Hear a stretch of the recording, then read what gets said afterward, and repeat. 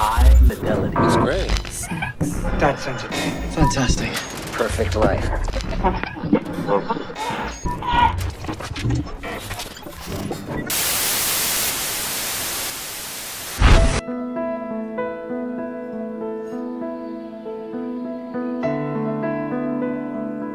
Fête de la transition à la Linde, Karine Guindeuil nous accueille dans sa roulotte pour nous faire découvrir son métier d'aromatologue. C'est une huile d'accueil. Quand les gens ne connaissent pas bien les huiles essentielles, c'est une huile qui dit bienvenue dans ma roulotte. C'est de l'orange. Vous êtes dans ma roulotte qui s'appelle Romina. Moi, je m'appelle Karine Guindeuil et je suis aromatologue. Donc dans la roulotte, je propose des ateliers de découverte des huiles essentielles. J'ai fait plusieurs ateliers différents, donc de l'atelier débutant jusqu'à l'atelier pour les gens qui ont envie d'aller plus loin. J'ai créé un atelier création d'un parfum 100% naturel. Et là, on a 80 fragrances. On va s'amuser à fabriquer son parfum à soi, personnalisé, à travers les huiles essentielles, donc que des produits naturels. Ça, c'est très intéressant et les gens aiment bien en général. Ça, par contre, ça dure longtemps. C'est 3 heures de formation, puisqu'on parle de l'art du parfum, les notes de tête, les notes de cœur, les notes de fond. Enfin, on va loin. J'essaie de former les gens. J'aime bien transmettre ce que j'ai appris. Aromatologue, alors il y a 2 façons de voir en France. C'est l'aromatologue et aromathérapeute. C'est pas la même chose. Un aromathérapeute, il va avoir une formation de pharmacien ou de médecin. Donc, il va pouvoir faire un diagnostic, il va pouvoir faire une ordonnance, il va pouvoir faire une fabrication. Moi, ma formation, c'est plutôt pour être conseillère et vendeuse après, mais d'abord conseillère. Et c'est pour cette raison que j'ai créé ces ateliers où je fais découvrir, je fais sentir quelques huiles. Alors, il y a la pharmacie de base, le tea tree, qui est désinfectant, antibactérie, qui va être utile pour l'acné, les mycoses, les verrues, etc. La pharmacie de base, c'est aussi la lavande vraie. La vraie lavande, la lavande officina de Provence. Celle-là, elle a un large spectre d'action. Bon, elle est assez connue. Et puis, on va parler aussi de Ravensara. Alors, Ravensara, c'est un antiviral. Antiviral par excellence, donc antigrippe, tout le monde connaît pour ça, qui va nous immuniser toute l'année contre les mauvaises maladies. Les huiles essentielles, en fait, elles sont là pour prévenir avant de guérir, et soulager certains maux liés à des effets secondaires, des fois de plus graves maladies. Bien sûr, ça ne soigne pas des cancers ou sida ou autres, mais c'est très intéressant pour soulager, voilà, pour aider psycho-émotionnellement, voilà, quelqu'un qui va avoir envie,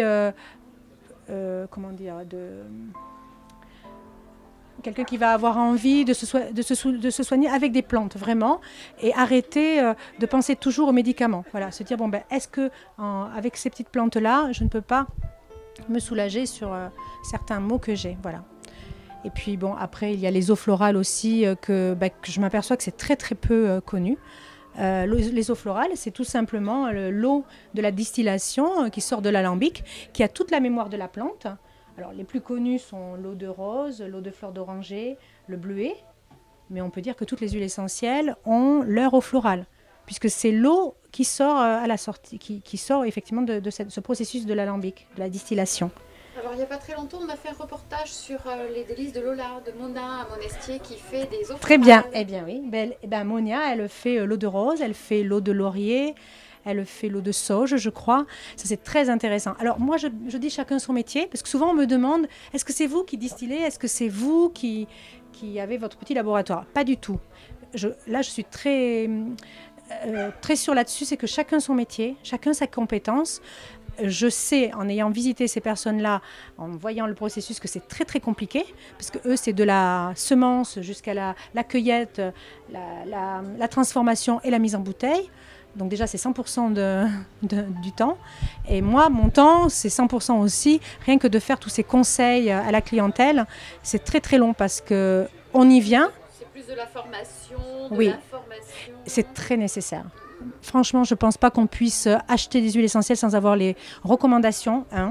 recommandations, les règles d'or, les utilisations, le dosage, ça c'est très important pour ne pas faire n'importe quoi, pour bien l'utiliser et puis pour en être content à la fin, voilà. Et puis pour ne pas se retrouver à l'hôpital, parce que ce sont des plantes qui sont dangereuses si c'est du concentré, si on les utilise mal ou si on les utilise à haute dose. Donc tout ça, il faut le savoir, donc il faut avoir un minimum d'informations. C'est mon métier, voilà. Alors, en fait, moi, ma façon de travailler, puisque vous avez vu la roulotte, hein, c'est une roulotte voyageuse, bohème. Pour moi, c'était l'idée de transmettre ce savoir que j'ai et que je ne veux pas garder, d'aller au-devant des populations et du coup de me balader de village en village. Ce qui fait que on peut me retrouver sur des salons du bien-être, les fêtes de plantes, tout un tas de manifestations liées à la nature, à l'écologie. En général, j'essaie d'être présente sur ces manifestations. Et aussi, après, les ateliers à domicile, c'est le plus gros de mon travail. C'est-à-dire que une personne veut me recevoir chez elle, avec ou sans roulotte, parce que la roulotte, elle fait quand même 6 mètres de long, 3,20 mètres de haut. Tous les jardins ne peuvent pas m'accueillir. Donc j'y vais avec ma petite mallette d'huile et mes petits conseils. Et à domicile, on réunit des amis, comme une réunion classique à domicile.